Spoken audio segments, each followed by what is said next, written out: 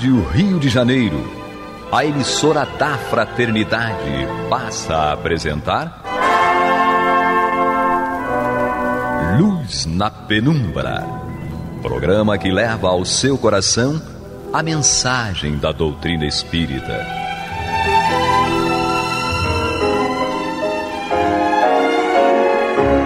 E com vocês, João Nogueira, para estudos de obras póstumas de Allan Kardec. É isso aí, meus queridos amigos e irmãos. Estamos aqui mais uma vez com a presença do nosso irmão Henrique Parente. Tudo bem, Henrique? Tudo bem, João, ouvintes da Rádio Rio de Janeiro. Muita paz a todos. Que assim seja. Vamos continuar aqui com o estudo do livro Obras Póstumas. E nós estamos no capítulo que fala das manifestações dos espíritos.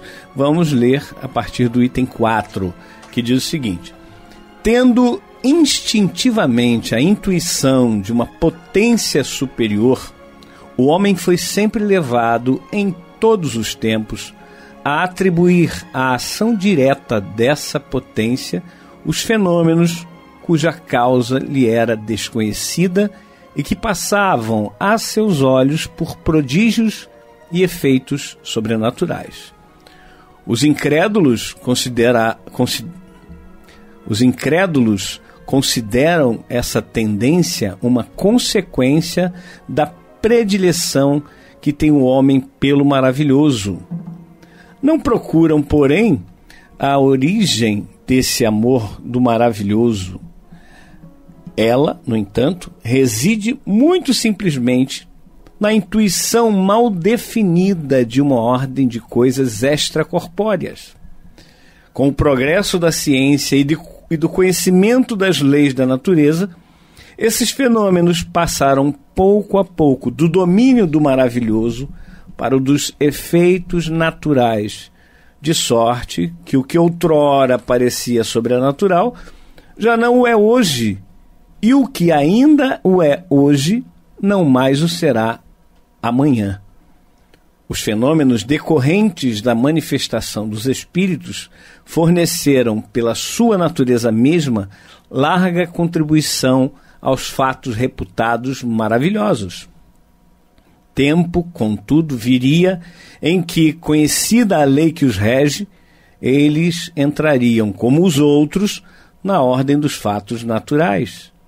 Esse tempo chegou, e o Espiritismo, dando a conhecer essa lei, apresentou a chave para a interpretação da maior parte das passagens incompreendidas das Escrituras Sagradas que a isso aludem e dos fatos tidos por miraculosos. Falávamos no programa passado, não é, Henrique, que muita coisa que está na Bíblia, que as pessoas não compreendem como aconteceu, que podem ser explicados não por um processo miraculoso, de coisa sem explicação, de sobrenatural e etc., mas sim dentro da naturalidade. O milagre, no sentido original da palavra, que era algo maravilhoso, tudo bem. Mas quando você parte para dizer que é algo que não tem explicação, que é algo que é sobrenatural, começamos a fazer uma lógica. Ora, se tudo foi criado por Deus, se eu digo que algo é sobrenatural, esse algo estaria então sobre Deus. Isso. Porque Deus criou tudo e tudo é natural. Se há algo sobrenatural, há algo sobre Deus. Não é assim, Henrique? Com certeza.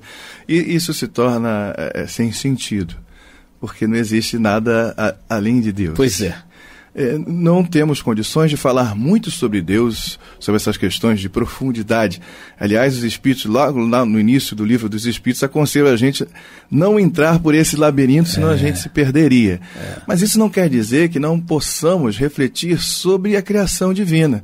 E eles nos colocam a par de uma possibilidade bastante legal, os Espíritos, que são os atributos de Deus.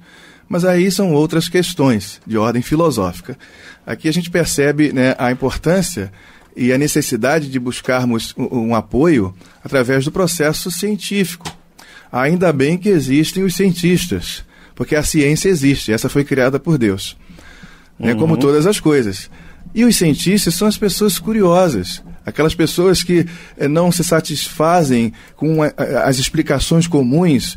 Isso não quer dizer que muitos dos cientistas não venham a cometer erros, mas eles têm um interesse em buscar e compreender como as coisas funcionam.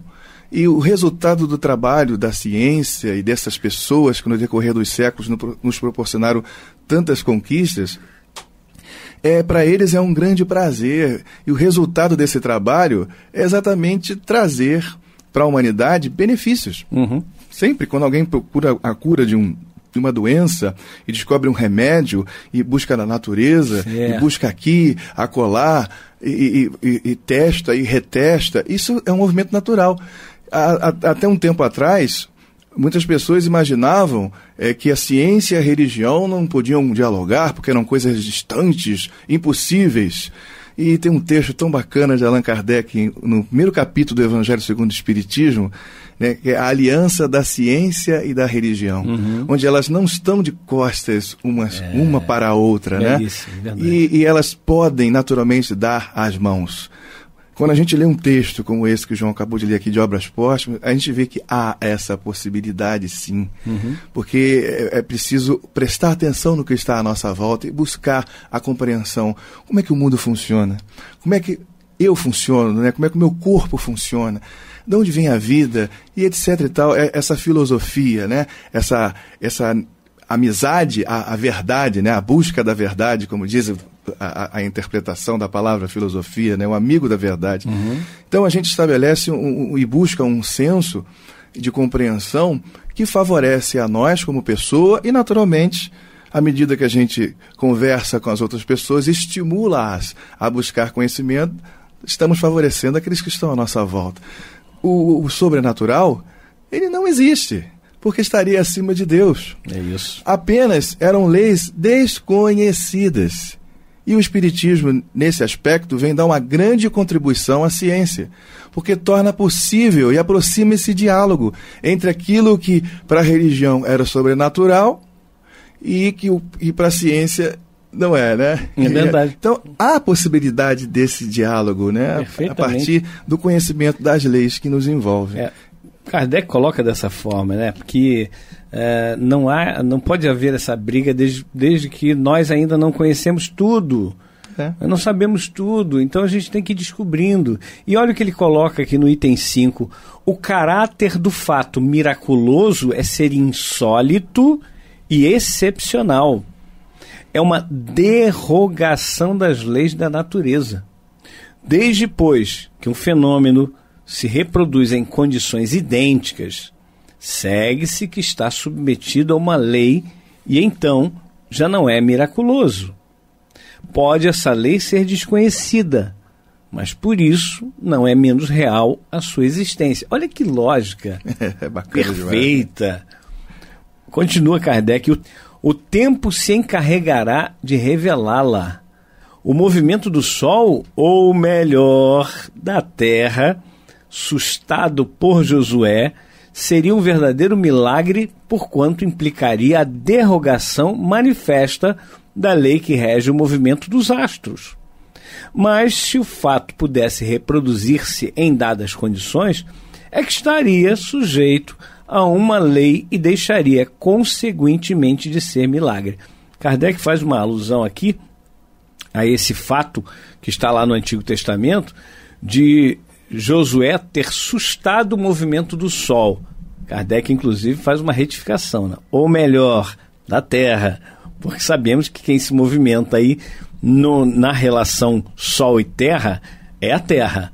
É claro que há um movimento do Sol, sim, mas em relação à constelação, em relação à Via Láctea, em que o Sol é mais uma estrela a viajar por essa Via Láctea, conhecida como Via Láctea.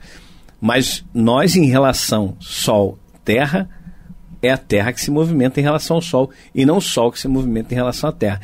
Então, como ele diz, se houvesse realmente uma parada da Terra nesse movimento, seria uma derrogação das leis naturais. Não foi isso que aconteceu. Existem explicações lógicas para o que ocorreu, né? E podemos aqui tecer várias explicações que o Espiritismo nos dá. Mas não é o sentido neste momento do nosso estudo. O que ocorre é que tudo o que não é explicado hoje poderá ser explicado amanhã, depois de amanhã e depois. Como está lá no Livro dos Espíritos também, primeira parte, no item, na questão número 11, em que Kardec pergunta: será dado ao homem um dia conhecer a Deus, ou ver a Deus, dependendo da versão? E a espiritualidade responde: o verá e o compreenderá quando não mais estiver o espírito, né, escurecido ou pela matéria, né? Ou obscurecido pela matéria. E também em outro momento, em outra questão, Kardec coloca como o conhecimento, né? Será dado ao homem desvendar os mistérios de Deus? E aí a resposta é: à medida que ele evolui, o véu se lhe é levantado. Nós temos que evoluir para aprendermos e deixarmos de atribuir tudo ao acaso, deixarmos de atribuir tudo ao sobrenatural e etc e tal. Nesse sentido, fiquemos tranquilos. Tudo é natural. O cientista em si é aquele que olha, é aquele que observa. E cada pessoa pode fazer isso. Quando a gente passa a olhar para a vida, e é olhar mesmo, quando a gente olha para a gente, por exemplo, para dentro de nós, e percebe e lembra do nosso dia, as coisas que fizemos, o que aconteceu, os pensamentos que tivemos, aquilo é devolvido para a gente. Quando a gente busca, já diz o ditado, acha, né? Então, quando a gente começa a exercitar a si mesmo, olhar para a sua própria vida, muitas das vezes a gente vai chegar ao ponto de perceber pensamentos, comportamentos na lembrança em que a gente diz assim: puxa, realmente eu não fui legal ali, eu não pensei legal ali, eu não agi. E podemos fazer isso também diante da vida, do movimento da vida, das coisas. Então é uma questão de observação.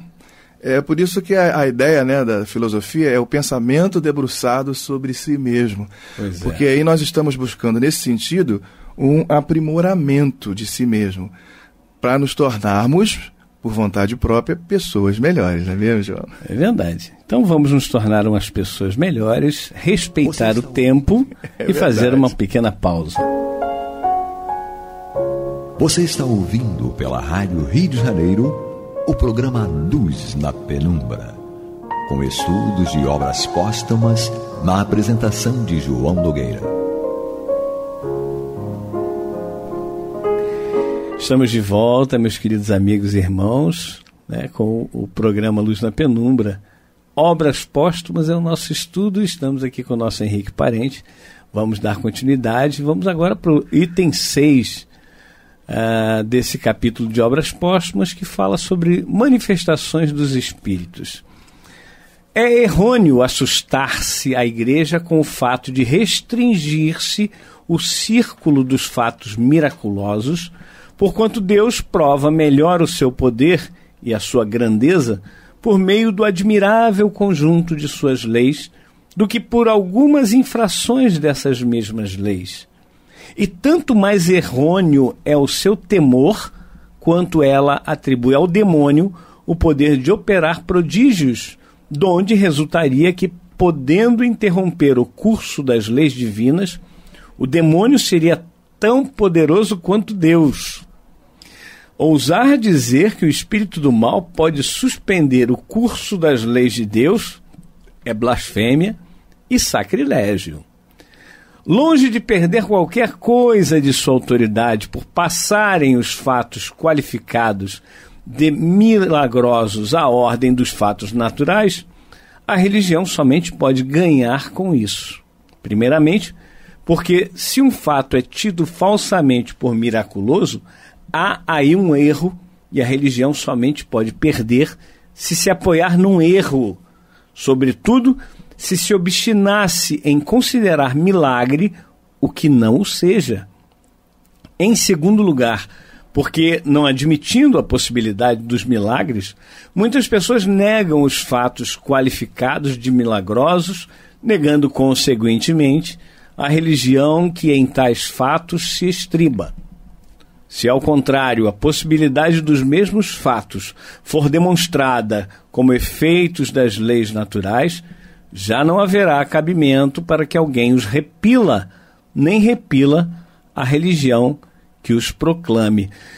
Algo fantástico. A gente vai ficar assim se surpreendendo o tempo todo com os textos de Kardec, porque realmente é impressionante. São impressionantes os textos, a lógica granítica, no dizer de um amigo nosso, quanto a essa linha que ele segue, demonstrando cada um dos pontos.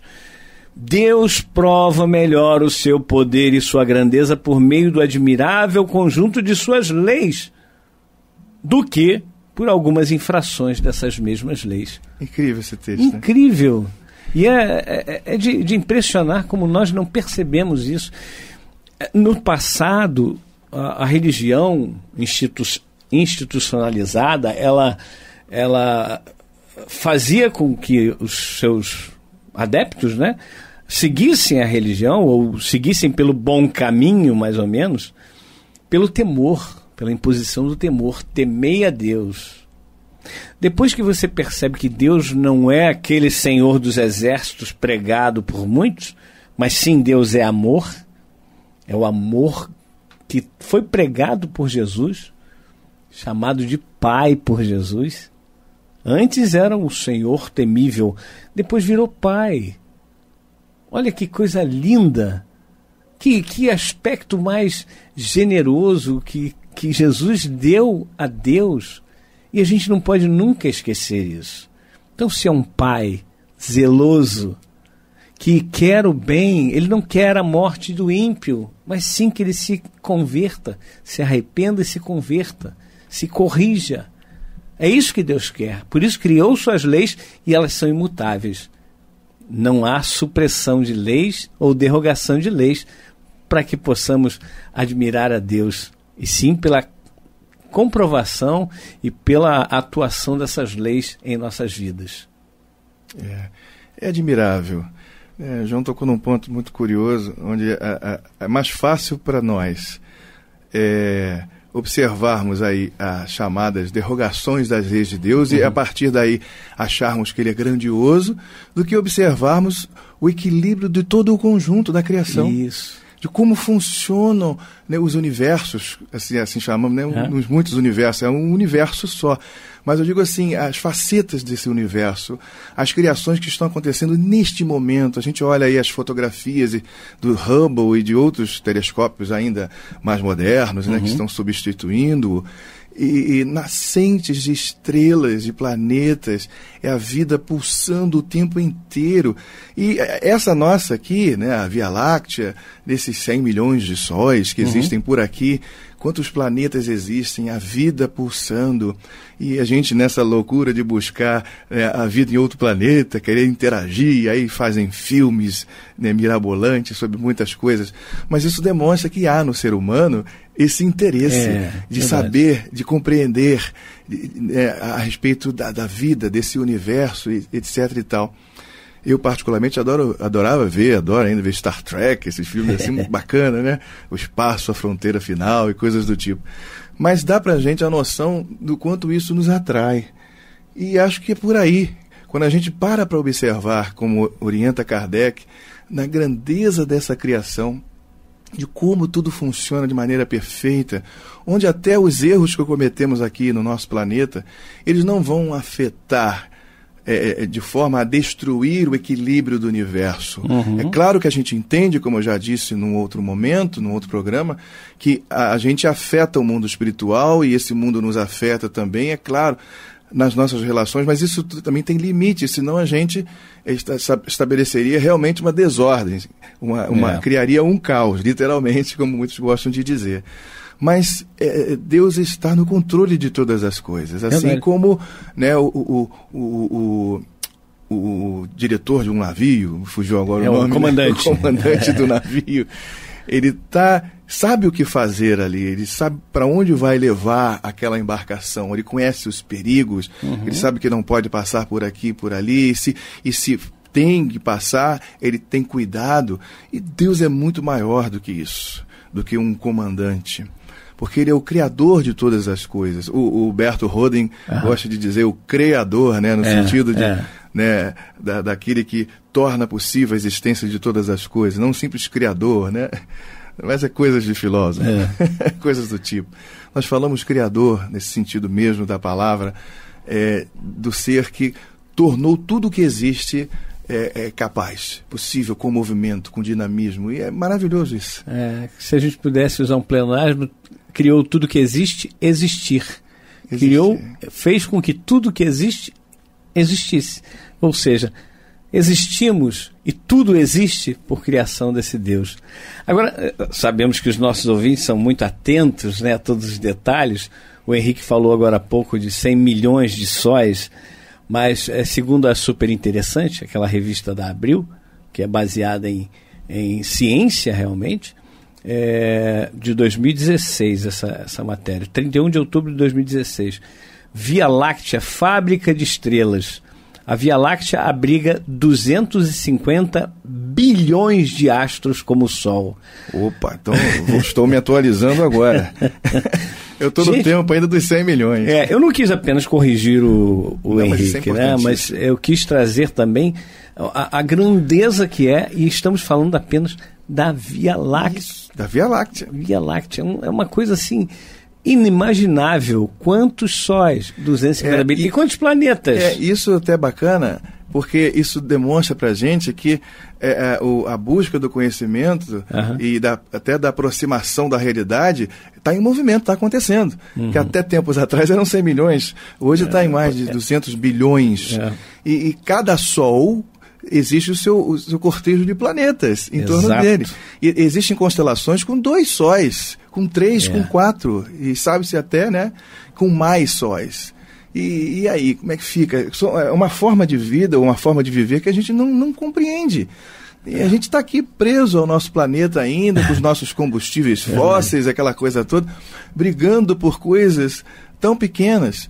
Quando num programa anterior que a gente fez aqui, do Luz na Penumbra, foi lido em que quando o espírito alcança a evolução e deixa de viver o processo evolutivo materialmente falando e passa a viver exclusivamente a vida espiritual, mas ainda num processo de desenvolvimento, ele aprende coisas que a gente não faz ideia, que é de acordo com aquele momento que está ali. Então, para a gente perceber o quanto temos ainda pela frente para aprender, e a gente fica preso a tantas coisas. Eu lembro de uma história de um psiquiatra, em que ele fazia uma comparação, onde você tem no pescoço pendurado um saquinho. E esse saquinho seria o saquinho da felicidade. Tudo que você acha que te traz felicidade, você põe naquele saco ali. Vai chegar um momento, até porque o saquinho não é tão grande, né? Vai ficar cheio. E se a gente não se permitir, em vez de quando, olhar para esse saquinho e tirar alguma coisa que parecia ter tanta importância, mas que hoje já não tem mais, para poder colocar outra no lugar, a coisa não anda, a vida, né, não anda para frente. A gente fica preso, limitado, amarrado. E não é para ser assim, né mesmo? Não. Nós temos muito mais do que nós precisamos, inclusive. A felicidade, ela está aí batendo a nossa porta o tempo todo. Só que nós almejamos felicidade de uma forma muito errônea. Felicidade tipo, se eu tiver isso, se eu tiver aquilo, se eu conquistar essa carreira, se eu conquistar a mulher amada ou o homem amado, enfim, dependendo, eu serei feliz, né? Vou casar para ser feliz. Coisa errônea. A felicidade não está no objetivo, e sim na estrada que nós percorremos até alcançar esse objetivo. Não é um momento final, mas sim todos os momentos que vivemos para alcançar isso. Nesse momento, inclusive, em que nós estamos gravando, no momento que for ao ar, todas as vezes o programa Luz na Penumbra, este programa, nós estaremos sim felizes. É uma satisfação muito grande.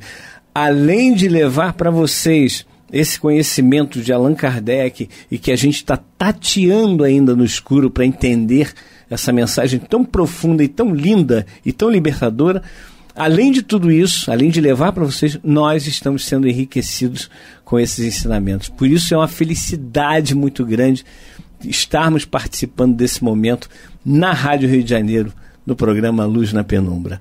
Por hoje, meus irmãos, ficamos por aqui. Voltaremos no próximo programa se Deus assim permitir. Muita paz a todos. Paz a todos. Paz a todos. Paz a todos.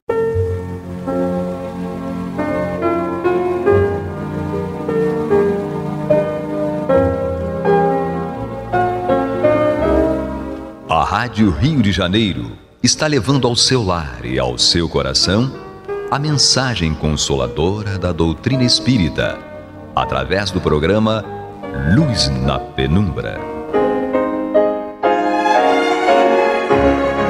E agora com vocês, Marta Batista e Antônio de Pádua Barbosa. Olá, amigas e amigos ouvintes, nós estamos chegando aos seus lares através do programa Luz na Penumbra e é com muita alegria que nós hoje vamos dar prosseguimento e encerrar o capítulo 12 do Evangelho segundo o Espiritismo, que trata do tema Amai os vossos inimigos. E nessas últimas 2 semanas nós temos desenvolvido a temática do duelo.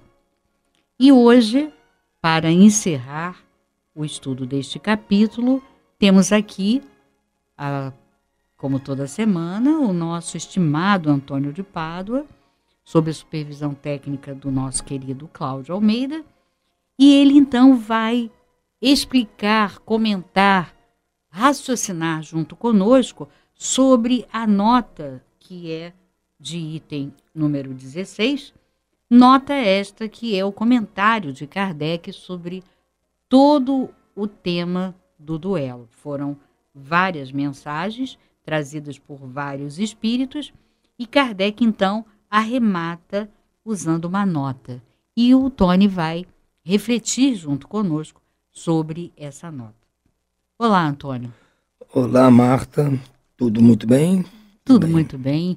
Vamos arrematar esse estudo, né? Exatamente, realmente. Nós já tem alguns programas, eu não sei assim quantos, mas são bastantes programas sobre esse assunto. Exato. Do duelo. E eu disse aqui no começo do estudo que as pessoas podiam até estranhar, quer dizer, tocar nesse assunto. Tudo bem, isso foi escrito por Kardec lá em 1860 e poucos. Hoje em dia isso já está anacrônico, fora de moda.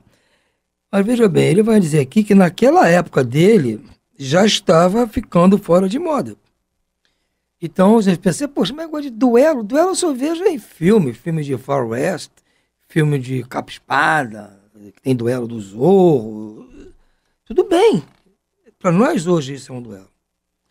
E ele aqui vai falar isso para nós. E então nós temos que entender o motivo pelo qual, já naquela época, quando ele sabia que os duelos já estavam se esvaindo, não era mais moda para a sociedade da época, ele colocou isso e foi talvez grande parte do capítulo que trata de amar vossos inimigos, cuida desse assunto. Então, tem que ter algum motivo que seja relevante para nós hoje, né? Ele diz assim: os duelos se tornaram cada vez mais raros. E se de tempos em tempos ainda vêm alguns dolorosos exemplos, o número deles não tem comparação com o que ocorria antigamente. Antigamente, para Allan Kardec, ele está no século XIX, então está se referindo a coisas mais antigas, né? Naqueles tempos, um homem não saía de casa sem prever um encontro. Assim sendo, sempre tomava suas precauções.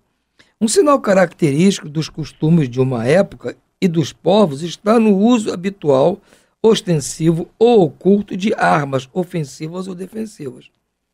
O término de semelhante uso demonstra o abrandamento dos costumes, sendo interessante observar a gradação desse hábito desde a época em que os cavaleiros só cavalgavam com armaduras de ferro e armados com uma lança, até aquela em que portavam uma simples espada, tornando-se ela antes um adorno e um acessório do brasão do que uma arma agressiva. Um outro sinal de mudança nos costumes é que antigamente os combates comuns aconteciam em plena rua, diante da multidão que se afastava para dar espaço livre para os duelistas. Hoje, eles se escondem. Atualmente, a morte de um homem é um acontecimento que causa comoção. outrora, não se dava atenção a tal fato.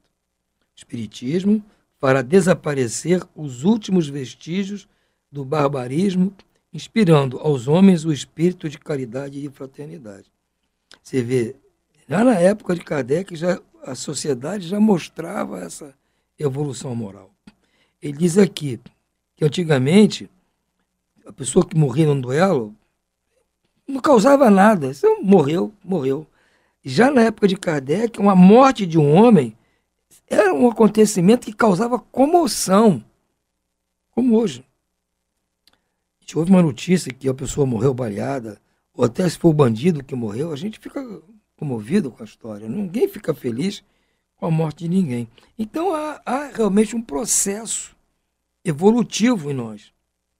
Então nós podemos imaginar, antes de Kardec, como ele fala, antigamente era assim, se duelava à toa por qualquer motivo, em praça pública, a multidão ansiosa vendo lá o duelo.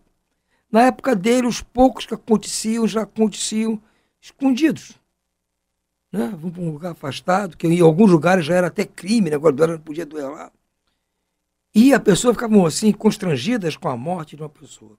E hoje em dia, nós abjetamos completamente esse negócio de duelo. Pelo menos esses duelos armados. Né?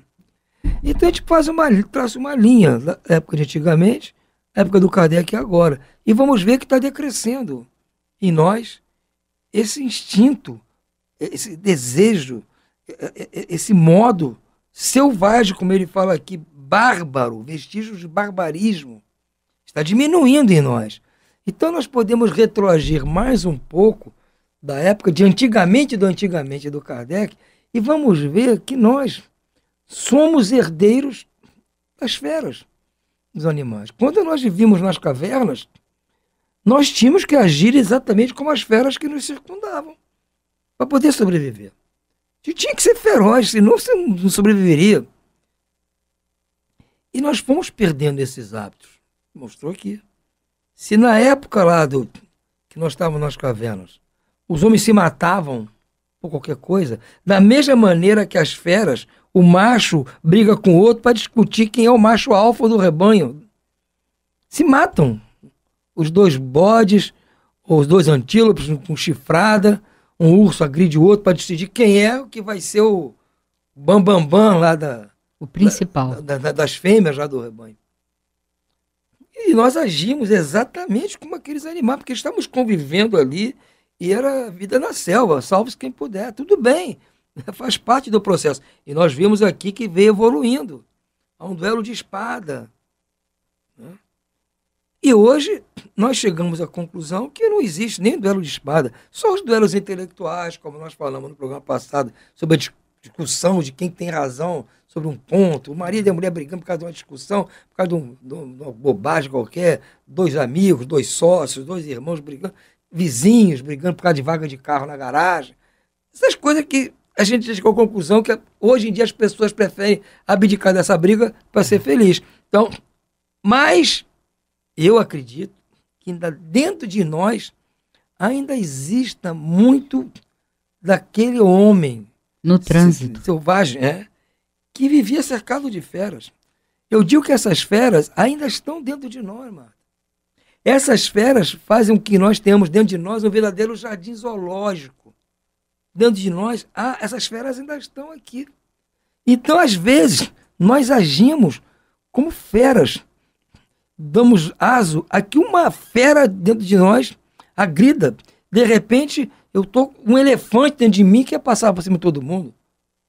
De repente, é um tigre que está dentro de mim que quer tomar satisfação. Porque quando não é uma cobra sibilina que faz aquelas tramóias para poder agredir. Então, nós temos que ver que nós ainda não estamos tão afastados da vida de animais. E se nós prestarmos atenção, vamos ver que nós, de vez em quando, para não dizer de vez em sempre, estamos agindo como uma dessas feras. E é isso que eu chamo todos para se acautelarem. Por quê? Em princípio, a ação de uma dessas feras dentro de mim ela sai de mim e agredindo uma outra pessoa. Então você vai dizer, Antônio, então você está causando um problema sério, um prejuízo para essa pessoa que foi agredida. Eu falo, é verdade. Mas essa não é a pior parte. Não é a pior parte dessa atitude. A pior parte é que quando eu permito que essa fera, uma dessas feras que ainda habita em mim, que gosta de um duelo, gosta de uma discussão, de uma confusão, que eu permito que ela haja dessa forma, que ela agrida alguém, ela está me causando um prejuízo muito grande. Porque, ao mesmo tempo que ela agride essa pessoa, seja até um inimigo, como está aqui, ela está destruindo em mim tudo aquilo que eu construí de bom, tudo aquilo que está sendo penoso para mim. Amar, praticar a caridade, ser justo, compreender, ser benevolente, né? Perdoar, essas coisas que eu estou com uma dificuldade enorme de construir dentro de mim, tirar o orgulho, o egoísmo. Aquele esforço todo foi pro beleléu. Cai tudo. Eu vou ter que começar do zero, Marta, porque eu deixei escapar uma onça pintada que estava dentro de mim. Uma águia de rapina que vai voar e acertar um coelhinho lá correndo no gramado. Então, gente, eu preciso tomar cuidado com esse meu zoológico. Eu tenho que amansar essas feras, contratar um domador, alguém, ou estudar para eu poder domar, porque vai ser difícil eu liquidar essas feras de uma hora para outra. Elas estão comigo há milênios, Marta. E são muitas. São diversas, tem uma fauna completa. Exatamente. Não tem aqui dentro de mim um coelhinho. Não. Mas é bem capaz de um coelhinho brigar com outro por causa de uma cenoura. Mesmo aquele gatinho vai brigar com outro. Vai brigar, porque eles, coitadinhos, não fazem de maldade, assim. Não fazem, eles fazem que são feras. É um instinto deles, é a natureza deles. O escorpião que está dentro de mim, ele tem a natureza dele, então ele vai agir pela natureza, ele vai picar o outro, mesmo que o outro esteja me salvando. E a gente não faz isso, Marta. A gente agride a pessoa que está nos ajudando, está nos salvando, está nos dando problema. A gente fica brabo, dá um ataque e agride a pessoa e depois não tem nem como pedir desculpa porque está envergonhado. Porque eu deixei aquele escorpião que está dentro de mim ainda agir. Aquele escorpião que mata o sapo.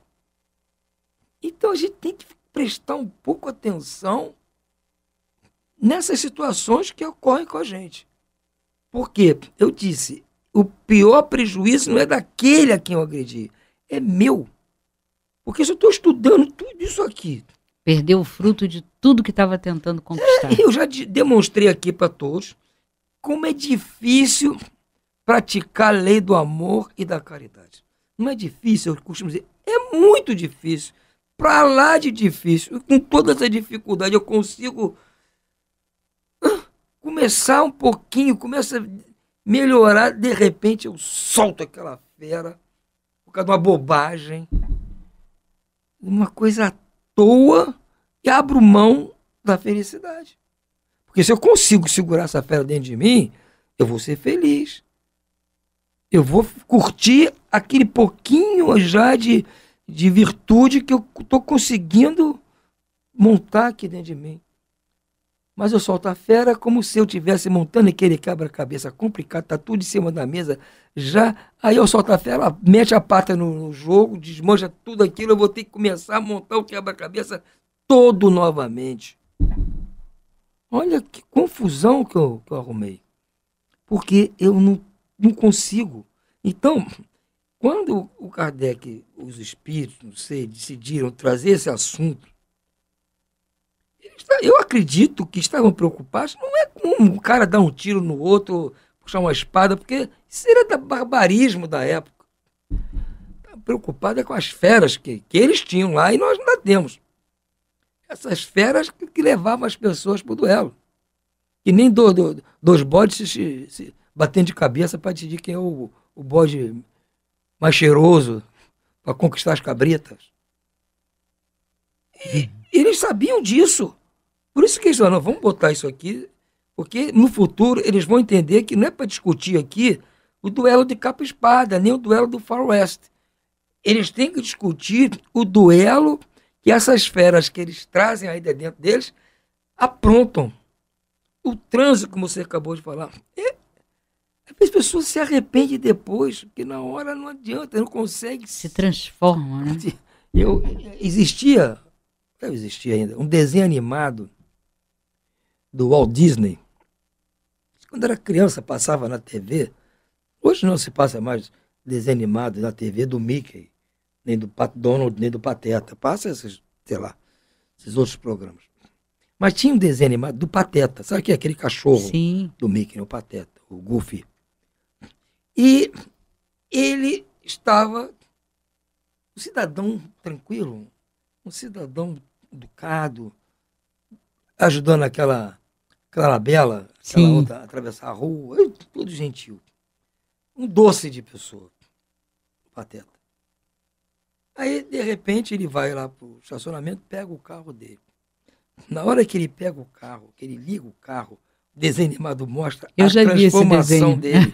É igual aquela novela O Médico e o Monstro. É. Ele deixa de ser o médico e começa a se transformar num monstro.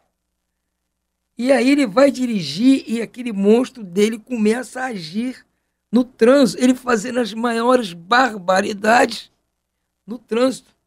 Completamente diferente daquele Pateta gentil. Gentil, que é a característica do personagem. Isso é um desenho animado da década de 40, da década de 50, mano. Então, naquela época, o Walt Disney já tinha percebido isso em nós.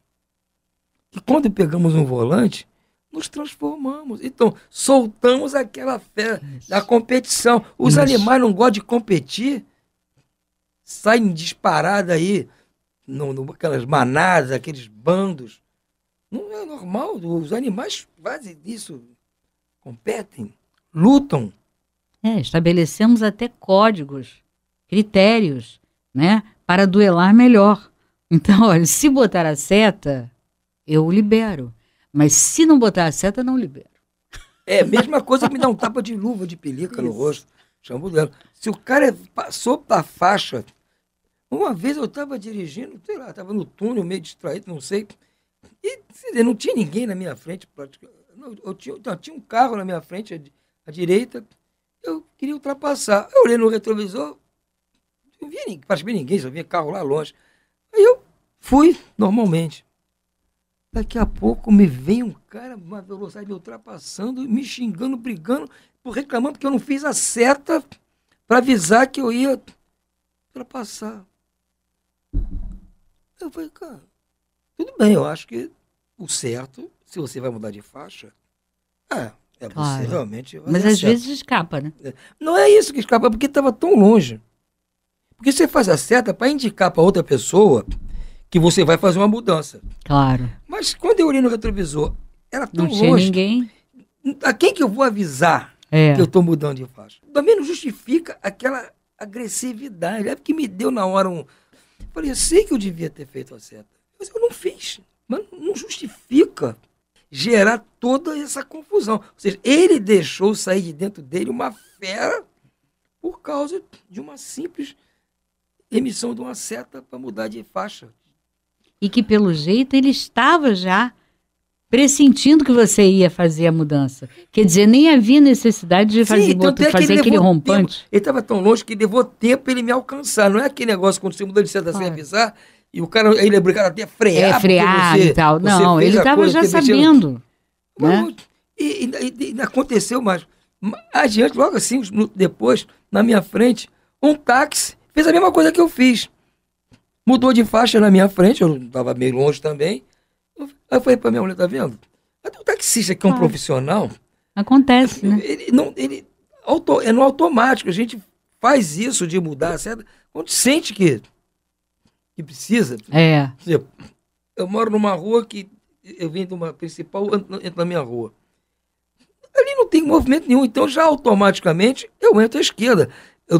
Raríssimas vezes eu vou lembrar, pode ser que durante o dia, algum movimento, Mas à noite, então, não há absolutamente ninguém. Então, vocês entram no automático, entra à esquerda e... Agora, não, toda vez que você mudar a direção, é verdade. Mas você está dirigindo há tantos anos, você já pressente que há horas que você não precisa.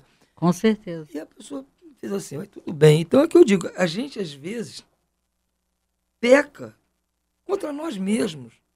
Às vezes nós fazemos essas grosserias após sairmos do centro espírita.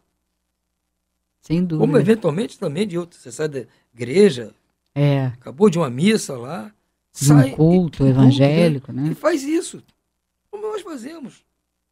A gente tem que se cautelar, ou seja, prestar atenção nesses pequenos duelos, que é porque a gente traz em si essas armas perigosíssimas, que não são a pistola, não são a espada, nem o sabre, nem o florete.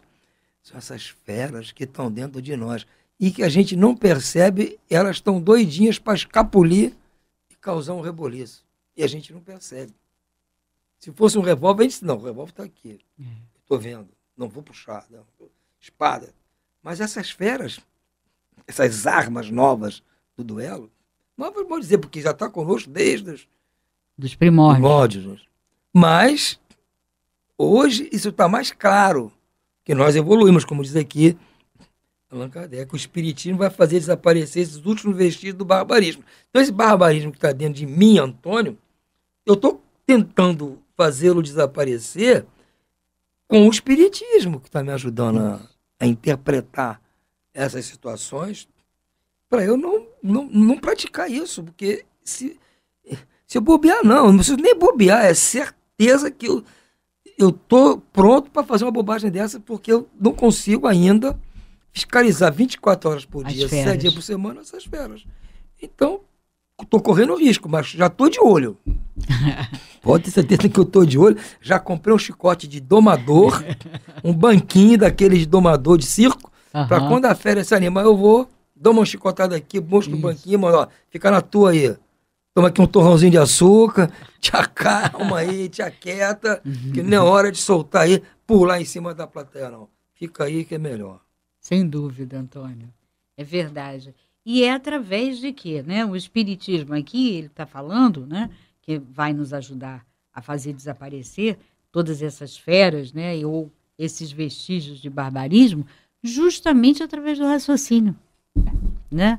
Pela lógica que ele traz e nos mostra e nos ensina a lógica das leis divinas, né? Então, de repente, você está estudando, você está lendo um texto, né, da codificação, e aquilo salta aos teus olhos. Ou está ouvindo uma palestra. Ou está ouvindo uma palestra, com certeza, né? Ouvindo a Rádio Rio de Janeiro. Sem dúvida. Né? Mas, usando, né, esse lema, né, nós vamos ficando por aqui, porque o nosso tempo acabou. Né? Vamos deixando vibrações e votos de muita paz a todos, e semana que vem estaremos aqui mais uma vez para iniciar o capítulo 13, capítulo que trata do que a vossa mão esquerda não saiba, o que dá a vossa direita. Se Deus Até quiser. lá, amigos.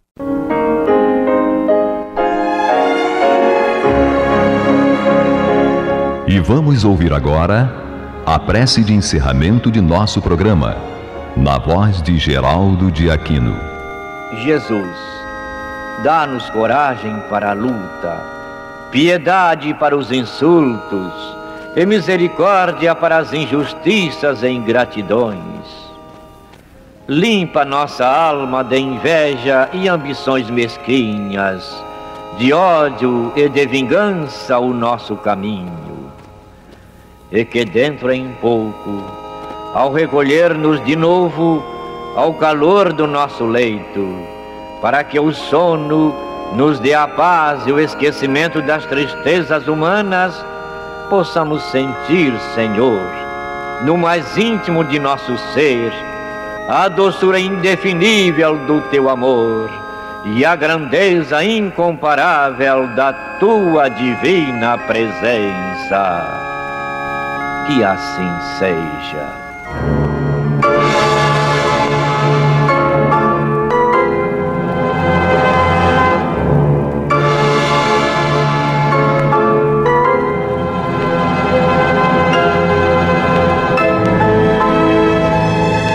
Acabamos de apresentar o programa Luz na Penumbra, que voltará a ser apresentado amanhã às 21 horas nesta emissora.